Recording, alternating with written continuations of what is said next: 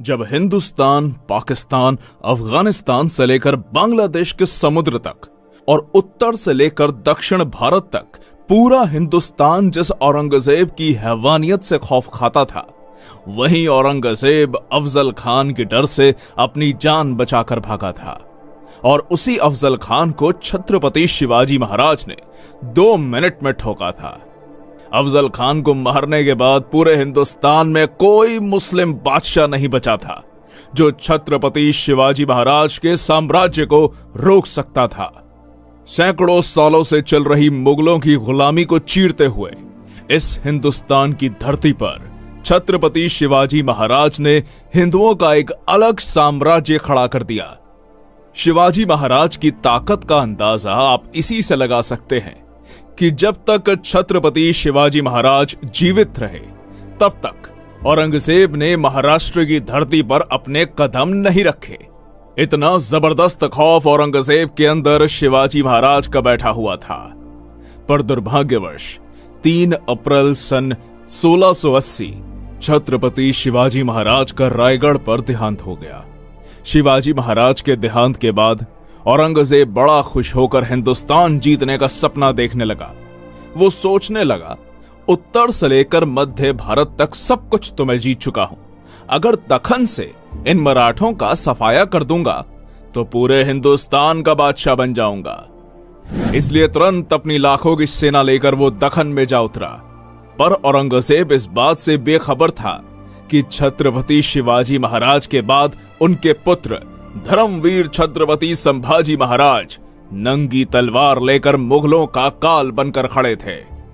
जैसे ही मुगलों के कदम महाराष्ट्र की धरती पर पड़े, मराठों ने मुगलों के मस्तक उतारने शुरू कर दिए, जिसके बाद गोवा में पुर्तगीज, मैसूर में चिकादेवराय, कोंकण में सिंधी, मल्हारपुर, नासिक, औरंगाबाद में मुगल, एक साथ 12 सल्तनतों को संभाजी महाराज ने मौत के घाट उतारा।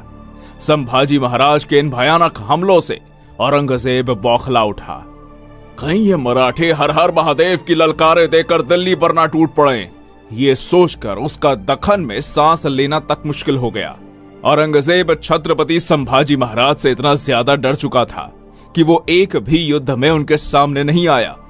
पर अपने ही लोगों की गद्दारी के कारण छत्रपति संभाजी महाराज जैसे महान पराक्रमी योद्धा को मुगलों के हाथों कैद होना पड़ा। और 11 मार्च सन 1689 को औरंगजेब ने बड़ी दर्दनाक यातनाएं देकर छत्रपति संभाजी महाराज की हत्या कर दी। संभाजी महाराज के देहांत के बाद औरंगजेब को लगा, अब मराठा साम्राज्य पूरी तरह से खत्म, अब जल्द ही दखन को जीतकर दिल्ली वापस चला जाऊंगा। तो दूसरी तरफ छत्रपति संभाजी महाराज की मृत्यु से हर मराठा के अंदर हिंदवी स्वराज की आग लग चुकी थी। जल्द ही इस आग से मराठे औरंगजेब की महाराष्ट्र में कब्र खोदने वाले थे। और अगस्त सन 1689 को अपने राजा की मौत का बदला लेने के लिए सह्याद्री के वीर मराठों ने औरंगजेब को महाराष्ट्र के तुलापुर नाम की जगह पर घेर लिया। और हर हर महादेव की गूंज के साथ संताजी घोर पड़े और गिने चुने चंद मराठा सैनिकों ने औरंगजेब की लाखों की सेना पर चढ़ाई कर दी। वीर मराठा योद्धा संताजी घोरपड़े ने अपनी खूनी तलवार से मुगल सैनिकों के मुंड काट दिए। मुगल छावनी में घुसकर मराठों ने ऐसा मौत का तांडव मचाया कि हजारों मुगल सैनिकों को काटकर मौत के घाट उतार दिया। मराठों के हाथों हो रही मुगलों की ऐसी भयानक मौत देखकर औरंगजेब का दिमाग ही रास्ते से फिर गया और जान बचाने के लिए वो कायर औरंगजेब उसी क्षण युद्ध छोड़कर भाग गया। औरंगजेब का नसीब अच्छा था कि वो भागने में सफल रहा, नहीं तो मराठे उसे वहीं काटकर जिंदा जमीन में दफना देते। इस युद्ध में भले ही औरंगजेब की जान बच गई, पर पूरे हिंदुस्तान में उसकी इज्जत लुट गई। मराठे यही नहीं रुके, उन्होंने मुगल छावनी के ऊपर के 2 सोने के कलश काटकर पूरी मुगल छावनी को तबाह कर दिया। जिस औरंगजेब की क्रूरता और कट्टरता के कारण पूरे हिंदुस्तान के राजे महाराजे थर थर कांपने लगते थे, उसी औरंगजेब को मराठों की खौफनाक सेना ने दौड़ा दौड़ा के मारा। तुलापुर में हुई शर्मनाक हार से औरंगजेब पूरी तरह टूट चुका था। इसलिए मराठों से बदला लेने के लिए उसने दक्षिण भारत के सबसे ताकतवर सरदार कासिम खान को आदेश जारी किया। अब कासिम खान ने संताजी घोरपड़े को पकड़ने के लिए कर्नाटक के तलाकू गांव में एक मजबूत घेरा बनाकर मराठों का रास्ता रोक लिया। पर मराठे भी कहां रुकने वाले थे। मराठों ने कासिम खान के इस घेरे को तोड़कर और मुगलों की छाती को चीरकर कर्नाटक के तलाकू गांव में जबरदस्त मारकाट मचा दी। मराठों के अग्नि बाण मुगलों की छाती को चीरते हुए आर पार निकल रहे थे। मुगलों की मौत का यह खूनी मंजर देखकर कासिम खान की धड़कनें तेज हो गई और मराठों के डर से मुगल सेना को लेकर वो दोड्डेरी के किले में जाकर छुप गया। मराठों के पराक्रमी योद्धाओं ने दोड्डेरी के किले को चारों तरफ से घेर लिया। अब मराठा सरसेनापति संताजी घोरपड़े ने अपनी चाल चली और किले के दरवाजे को बाहर से बंद करके हजारों मुगल सैनिकों को कैद करके मार डाला। जो भी मुगल सिपाही किले से बाहर आने की कोशिश करते, मराठे बंदूक की गोलियां चलाकर उन्हें मार डालते। एक तरीके से देखा जाए तो मराठे उन्हें तड़पा तड़पा के मार रहे थे। किले के अंदर खाने के लिए कुछ भी ना होने के कारण घोड़े, हाथी, कुत्ते जैसे जानवर मुगलों ने मारकर खाए। और यहां पर ध्यान देने वाली बात यह है कि जिस कासिम खान को औरंगजेब ने मराठों को मारने के लिए भेजा था, उसी कासिम ने मराठों के डर से किले के अंदर फांसी लगाकर खुदकुशी कर ली। पूरे हिंदुस्तान के इतिहास में मुगलों का ऐसा हाल कभी किसी ने नहीं किया जितना मराठों ने मुगलों का दोड्डेरी के किले में किया। अली मर्दान खान, रुस्तम खान, खुदाबंद खान, हसन अली खान जैसे अनेक ताकतवर योद्धा दिन रात एक करके मराठों का पीछा करते, पर मराठों ने औरंगजेब को नहीं छोड़ा तो भला ये मुगल सरदार मराठों का क्या उखाड़ लेते। उत्तर में उज्जैन से लेकर दक्षिण भारत में मछलीपट्टनम तक मराठों ने मुगल सेना को काट काट कर ऐसा कत्लेआम मचाया कि दक्खन से मुगल सल्तनत का सफाया कर दिया।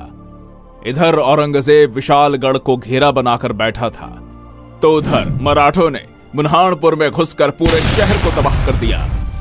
बुरहानपुर के सूबेदार बैदर बख्त और अली मर्दान खान को पकड़कर मराठों ने उनके शरीर के कपड़े छोड़कर सब कुछ लूट लिया।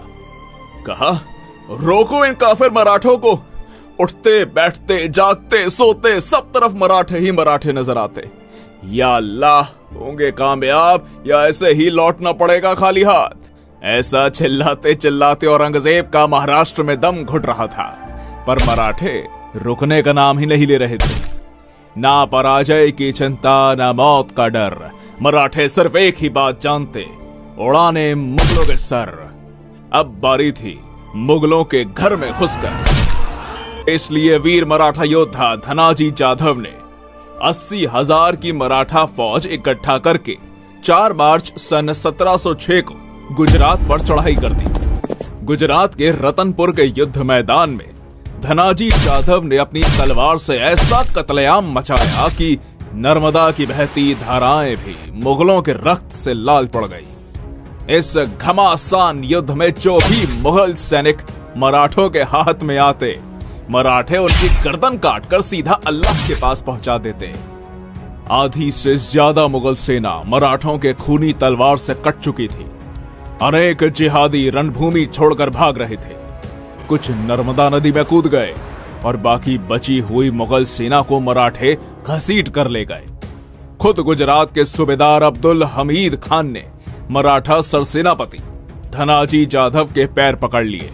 इस तरह वीर मराठा योद्धा धनाजी जाधव ने अपने शौर्य और साहस के बलबूते पर गुजरात की मुगल सल्तनत को तबाह करके गुजरात में मराठा साम्राज्य का डंका बजाया। ऐसे ही एक के बाद एक औरंगजेब को दर्दनाक जख्म देकर मराठे उसे तबाह करने पर तुले हुए थे। फ्रेंच इतिहासकार निकोलाउ मानुची, जिसने कुछ साल औरंगजेब के दरबार में नौकरी की, इसी के साथ दक्षिण में आने के बाद वो छत्रपति शिवाजी महाराज से भी मिला था।